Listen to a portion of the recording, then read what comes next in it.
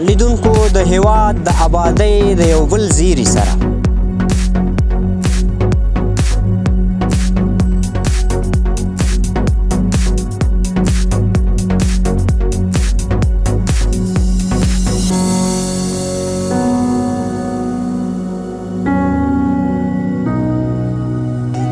دغه چوک په جوړېدو کې د ښاروالۍ د خوا نه چې کوم دی بودیجه منظور شوې ده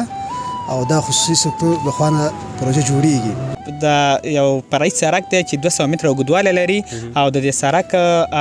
چې دی دا کانکریټي سړک دی.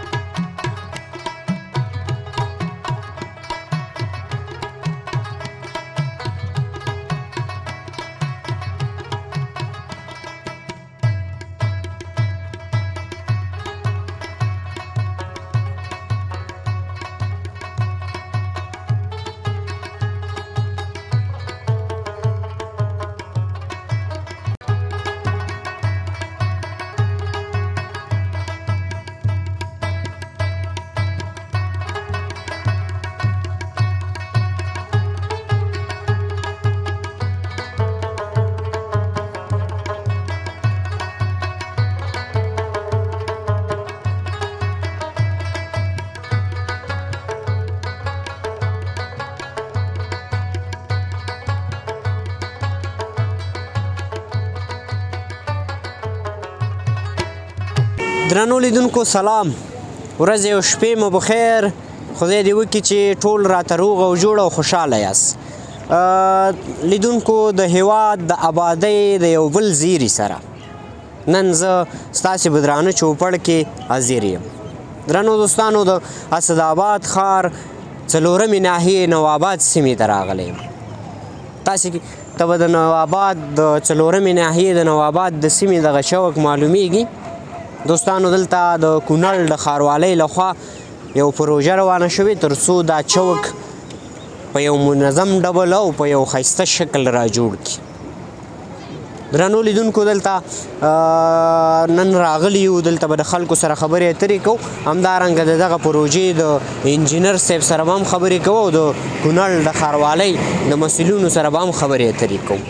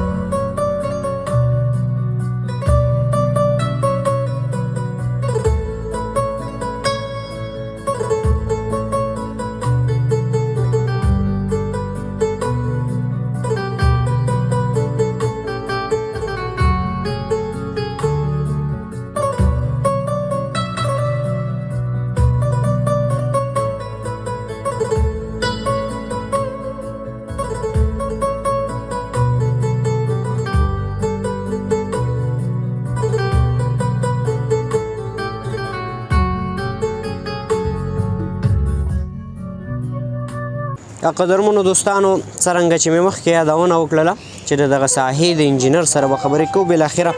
انجینر صاحب راغی. انجینر صاحب ستړي مه شئ، په خیر راغلی. ورځ او شپې مو په خیر. الحمدلله. زما اعوذ بالله من الشیطان الرجیم بسم الله الرحمن الرحیم. زما نوم انجینر علي خان دی، د اسداباد مرکز اوسیدونکی یم. د ساحل ساختماني شرکت د خوا نه دا پروژه نیول شوې ده د نواباد د چوک جوړېدو چې سررومه ناحیه کې دا چوک راځي. دغه چوک جوړېدو کې د ښاروالۍ د خوا نه چې کوم دی بودیجه منظور شوې ده او دا خصوصي سکتور د خوا نه پروژه جوړیږي. دغه چوک کې چې کوم دی پراخوالی راځي او ولس ته او ټرافیکي ستونزه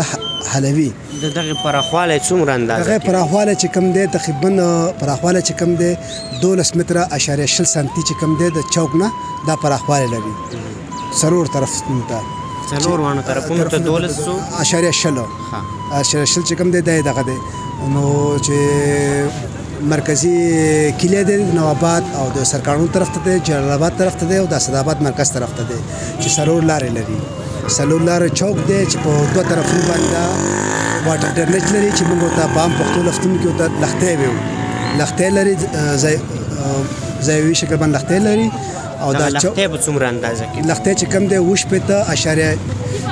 چې کوم دی دا متر طول متر باندې چې کوم دا لښتې دی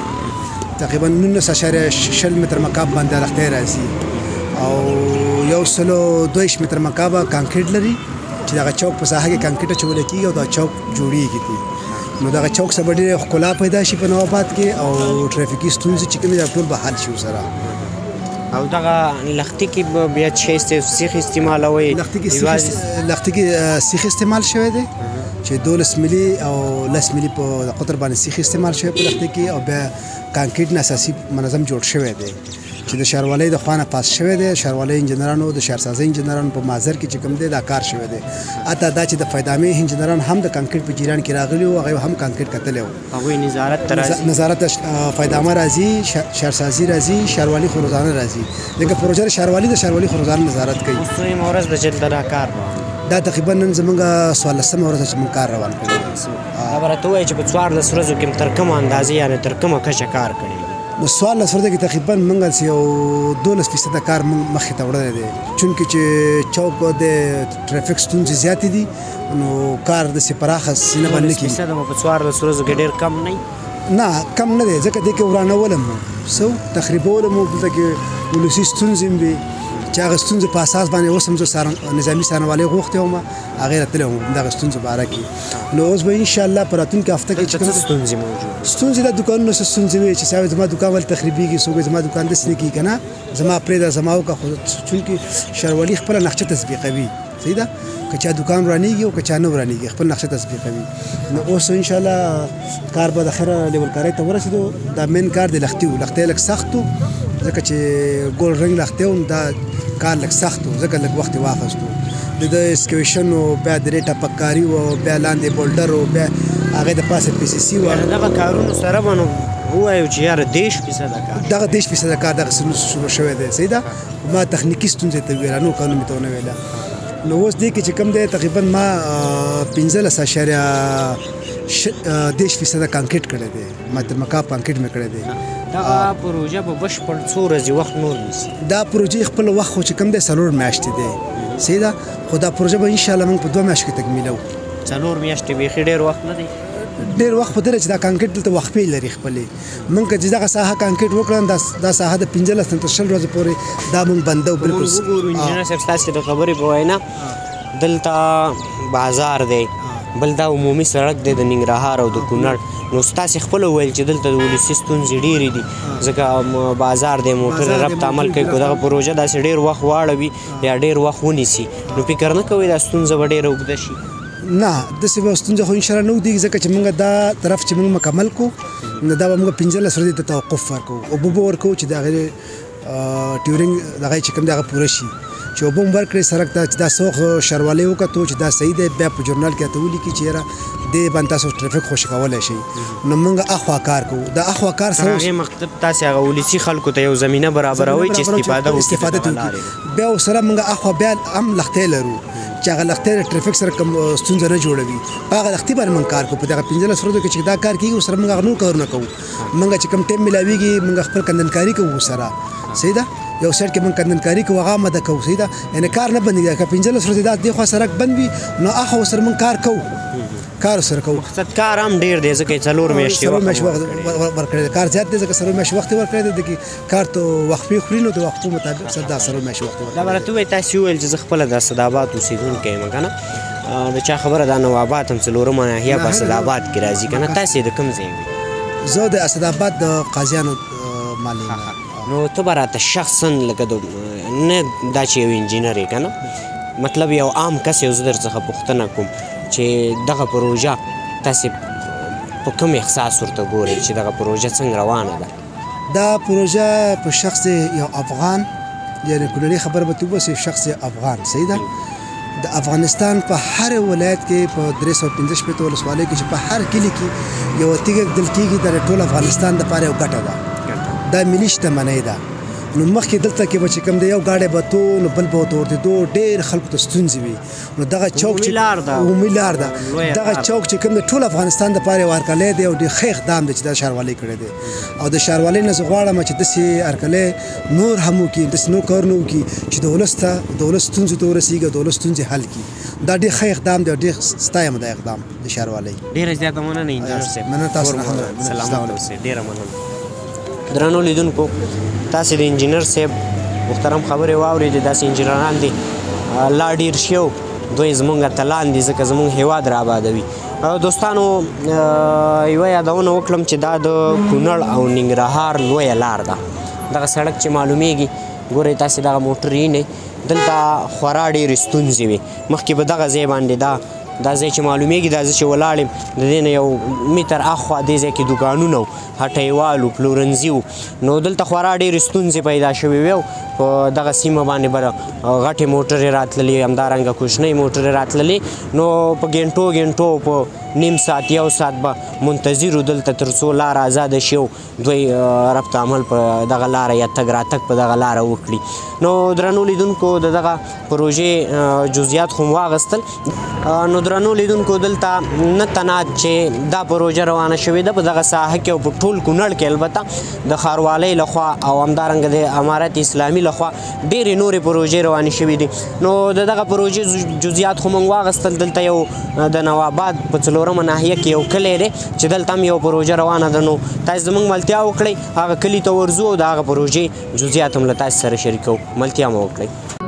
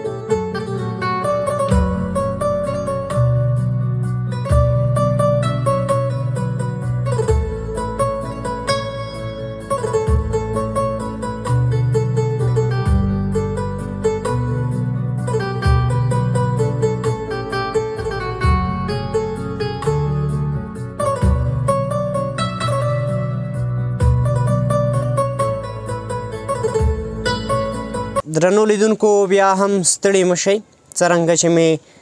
په لاندې بازار کې یادونه وکړله چې بره کلي ته راځو دلته یوه بله پروژه روانه ده بالاخره راورسېدو دلته نه یوازې دا چې دغه کار ساحې خلک له موږ سره ولاړ دي بلکې دغه کلي خلک هم له موږ سره ولاړ دي هغه په دوی خاطر چې دغه پروژې ته دوی ډېر خوشحاله دي ځکه د یو چا د کور مخه چې پخېږي او دلته یو لوی سهولت برابریږي دوی ته نو هغه سړی به څنګه نه خوشحالیږي نو دغه چې دلته راټول شوي دي دوی ګوري چې دلته زموږ لپاره کوم سهولت روان دی نو زما تر څنګ د دغه کار د ساحې مسؤل انجینر ولاړ دی دې سره به خبرې اترې کوو او بشپړ معلومات به البته دا راکړي د دې ځای انجینر صاحب ستړي مه شئ خیر راغلی ستاسې ستړي مه شئ ډېره زیاته مننه په لومړیو کې به دې راته نوم ووایي نوم مې انصارالله دی او د کوهپه د کونړ ولایت یم څوکۍ ولسوالۍ نه او د نجات تسل شرکت سره په یو سایټ انجینر په صفت باندې زه کار کوم په دې پروژه کې ډېر ښه انجینر صاحب ته به د دغه پروژې بشپړ معلومات راکړي بلکل ولنه دا پروژه چې ده په خپله د ښاروالي لخوا د کونړ ښاروالي لخوا نجات تسل شرکت ته د 10 لک افغانیو په قرارداد سره ورکړل شوې ده نوموړې پروژه چې ده د یو فرعي سړک دی چې 200 متره اوږدوالی لري او د دې سړک چې دی دا کانکریټي سړک دی چې 6.5 متره موږ سره د ده عرض دی او نوموړی سړک چې دی په خپله دغه د نواباد کلی او د قرغانو دره دا یو له بله سره پیوسته کوي یا یو له بله سره تړي دا به راته ووایي چې څومره ورځې کېږي تاسې کار روان کړي د دې تقریبا دغه یو جمعه کېږي چې موږ په دې پروژه باندې کار شروع کړی دی کار چارې سرته تر دې دمه مو څومره کار کړی تقریبا تر دې دمه کومه د اولنۍ طبقه چې سړک چې دا آماده شوې ده او رولر ته آماده یعنې تقریبا دغه یو 15 سره کار یې شوی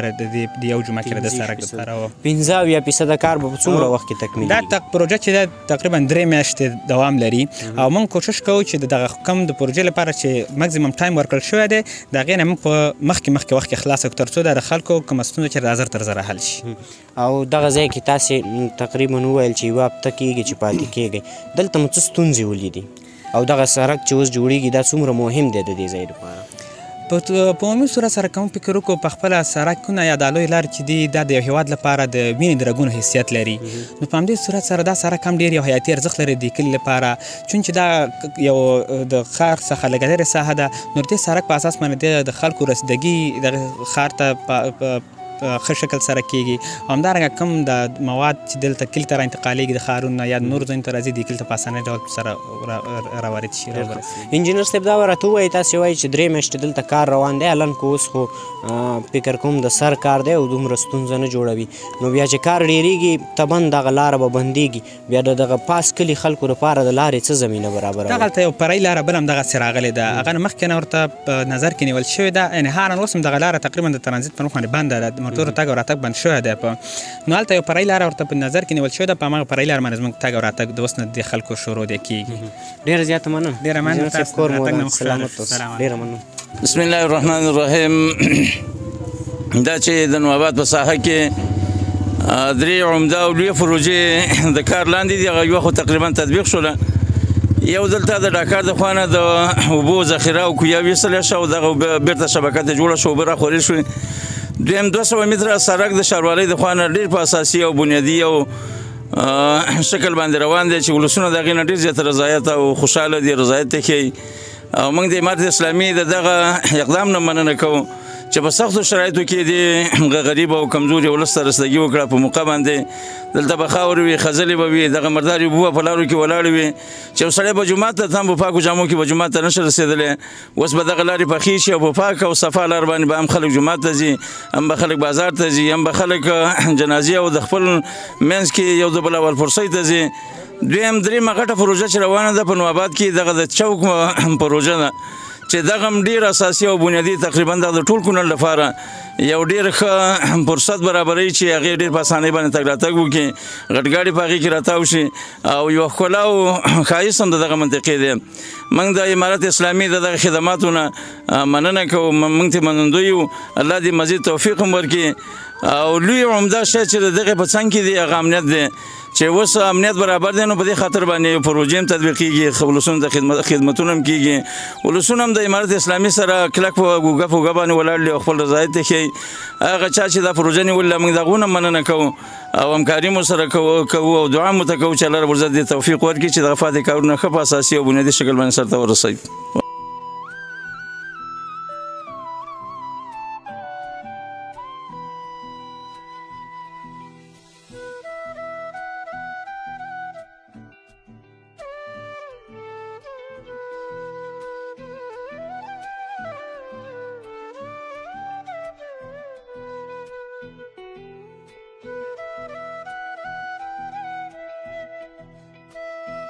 درنو لیدونکو نن موږ راغلي یو د کونړ ولایت اسداباد ښار 4مې ناحیې نواباد سیمې ته. ترڅنګ مې د دغه کلي ګلالي ماشومان او همدارنګه زما امزولي هم ولاړ دي. دی دوی ته راغلي چې دغه پروژه وګوري تر څو د هیواد د آبادۍ